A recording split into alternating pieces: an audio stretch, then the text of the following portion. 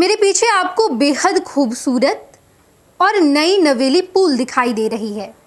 ये पुल दरअसल जेपी गंगा पथ है, जो कि अब दीघा से दीदारगंज तक है। यानी कि मुख्यमंत्री नीतीश कुमार ने इसका एक्सपेंशन किया। पूरे तामझाम के साथ सभी जितने रेलेवेंट विभाग हैं उसके मंत्री आए, यानी कि पथ निर्माण विभाग के मंत्री, तमाम अधिकारियों की मौजूदगी में मुख्यमंत्री नीतीश कुमार ने रिमोट से इस पुल का उद्घाटन कर दिया। बेहद ही ज़्यादा खूबसूरत है पुल। देखिए आप, ये जेपी गंगा पथ है जिसका एक्सपेंशन अब दीदारगंज तक हो गया है। 10 अप्रैल को मुख्यमंत्री नीतीश कुमार ने इसका उद्घाटन कर दिया और उसके बाद मात्र 72 घंटे में इस पुल की हालत देखिए आप। ये खूबसूरत सा नया सा पुल आपको दिखाई दे रहा है, लेकिन इस पुल की हालत क्या हुई है वो आपको हम इस तस्वीर में दिखा रहे हैं। देखिए, ये पुल आपको दिखाई दे रहा है और उसके बाद इस पुल पर ये दरार देखिए आप। ये दरार जो कि पूरे पुल पर आपको दिखाई देगा।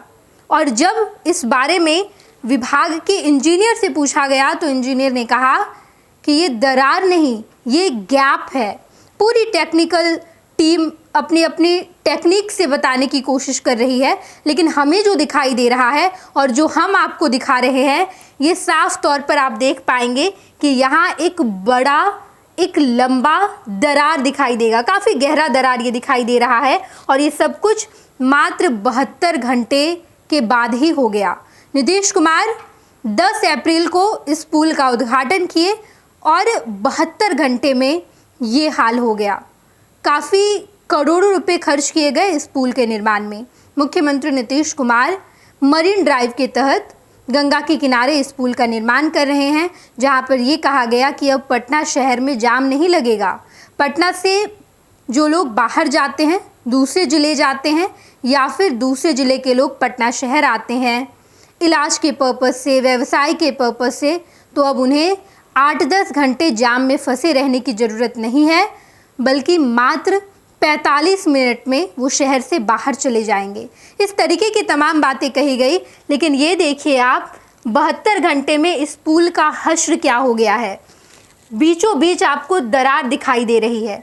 लेकिन जब इस पूरे बारे में, दरअसल ये जो व्यक्ति आपको दिखाई दे रहा है, ये managing director of Bihar state road construction corporation है, यानी कि ये एमडी हैं Bihar state road construction corporation के। इनका नाम है शीर्षत कपिल अशोक। जब इनसे पूछा गया कि आखिर इस पुल का ये हश्र क्यों हो गया है, तो वो क्या कुछ कहते नजर आए हैं, आप एक बार सुनिए। जांच बेसिकली जो हमारे इंजीनियरिंग टीम है, ठीक है, चीफ इंजीनियर कम सीजीएम और जीएम्स वगैरह इन लोगों ने की है। जो प्रारंभिक जांच पाया गया है उसमें जो है एबैटमेंट का जो डर्ट वॉल होता है और जो हमारा स्ट्रक्चर है, अप्रोच का स्लैब है, उसके बीच में 10 mm का जो है एक्सपांशन कॉन्ट्रैक्शन के लिए रोड में गैप दिया जाता है। आप देख रहे होंगे कि मेरे जो बाएं साइड में है वो अप्रोच है हमारा, मतलब दीदारगंज से हम ऊपर चढ़ते हैं और यहाँ से structural part, bridge part start हो जाता है। जो अप्रोच पार्ट होता है वो मिट्टी पे होता है और जो स्ट्रक्चरल पार्ट होता है वो आरसीसी वाला जो है वो होता है। तत्काल फिलर मटेरियल से इसको ये किया है और इसकी जो है थर्ड पार्टी इंडिपेंडेंट जांच हम इंस्टीट्यूट्स ऑफ नेशनल रिव्यू जैसे कि IITs वगैरह है उनसे भी करेंगे और जो एक्सपर्ट ब्रिज के एक्सपर्ट्स हैं पूरे भारत में उनसे भी जांच करेंगे। पथ निर्माण विभाग BSRDCL हो या BRPNL हो, कटिबद्ध है कि जो बिहार की हमारी जनता है उनको हम सुरक्षित रखें। अगर कोई इस तरीके से सूचना मिलती है तो हमको भी शीघ्र बताइए, हम त्वरित कार्रवाई करें। उस दिन भी इस पर त्वरित कार्रवाई हुई थी, लेकिन अन्य भी कोई संरचना आपकी नज़र में इस तरीके से आती है तो निश्चित हमको बताएं।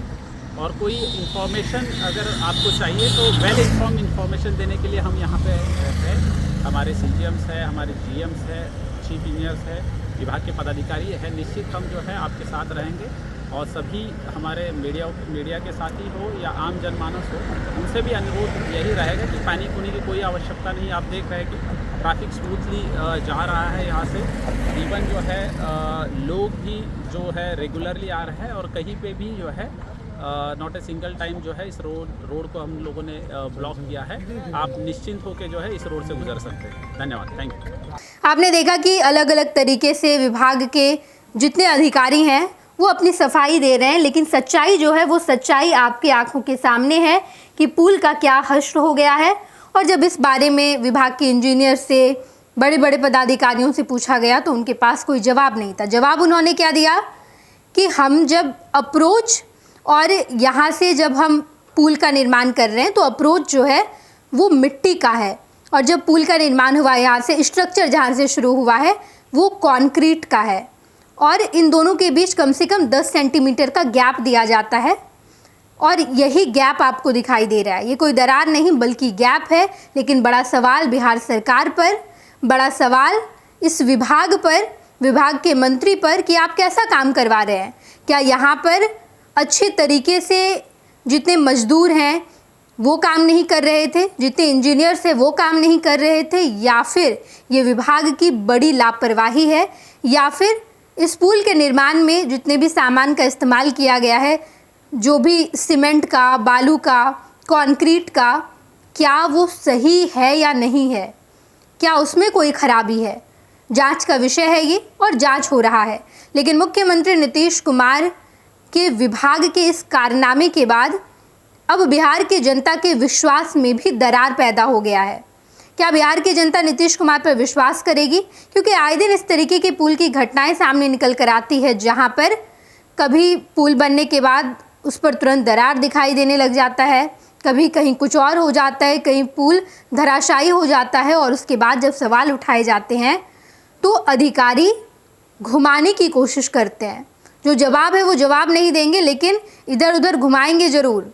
और जब शीर्षक कपिल अशोक से पूछा गया तो उन्होंने क्या जवाब दिया ये भी हमने आपको सुनाया। फिलहाल हम आपको इस तस्वीर के साथ छोड़े जाते हैं। तस्वीर आप देखिए, समझिए बिहार की क्या दुर्दशा हो रही है, और उसके बाद आपकी क्या राय है कमेंट बॉक्स में बताइएगा। धन्यवाद।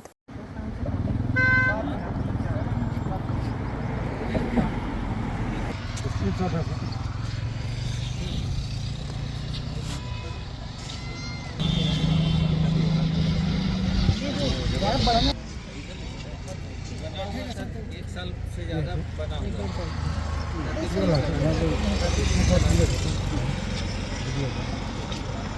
बेसिकली है 10 mm तक ही है, 1 सेंटीमीटर भी नहीं है।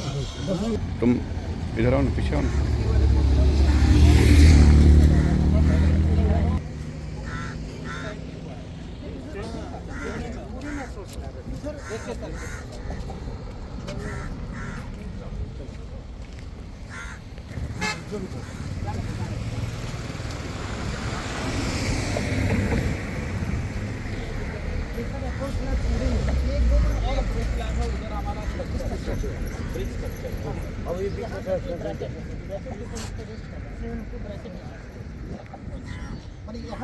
स्लैब आ गया है, स्लैब वो वहाँ तक है। बीच का जो एक्सपेंशन के लिए गैप दिया है वो वेट के कारण से ठीक चौकी दिए मोबाइल पे आप।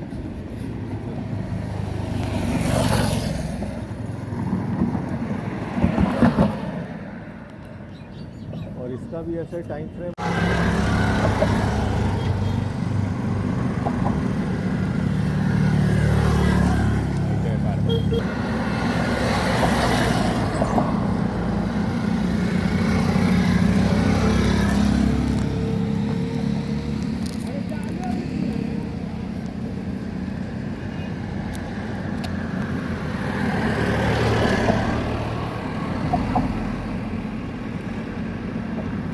पनोरमा ग्रुप, जो सोचता है वो करता है। आपके अपने सपनों का आशियाना। ये लो, मुंह मीठा करो। आज मैंने अपना जॉब छोड़ दिया, अब हम पूर्णिया वापस जाएंगे। जॉब छोड़ दिया है? मतलब ये घर कैसे चलेगा? हम करेंगे क्या? और माँ बाबूजी क्या बोलेंगे? इसलिए मैं एक और मिठाई का डब्बा लाया। अपने बिजनेस के लिए लोन अप्रूव हो गया। अरे लोन अप्रूव हो गया वो तो ठीक है, लेकिन पूर्णिया में हम रहेंगे कहाँ? अपना घर भी तो नहीं है वहाँ। इसलिए तो एक और मिठाई का डब्बा अलग से लाया हूँ। हमने पूर्णिया में घर ले लिया है, पूर्णिया के ई होम्स पैनोरमा में। पूर्णिया में पैनोरमा ग्रुप लेकर आए हैं ई होम्स पैनोरमा। बड़ा घर, आलीशान जिंदगी और अत्याधुनिक सुविधाओं के संग। अरे अरे, अब क्यों मुंह मीठा करवा रही हो? क्योंकि हम घर वापसी जो कर रहे हैं। घर वापसी की खुशी। पूर्णिया में ई होम्स पैनोरामा के संग। E homes panorama, luxurious lifestyle redefined.